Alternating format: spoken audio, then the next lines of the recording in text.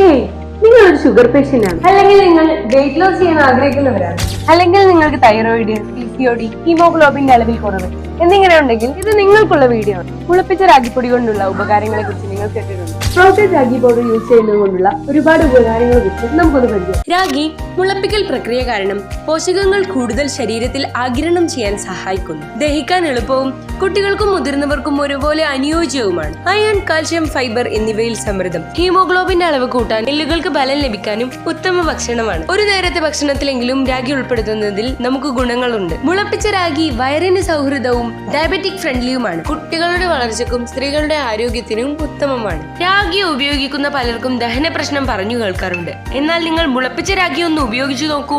മുളപ്പിച്ചതിനാൽ കൂടുതൽ പോഷകമൂല്യവും ദഹിക്കാൻ എളുപ്പവുമാണ്.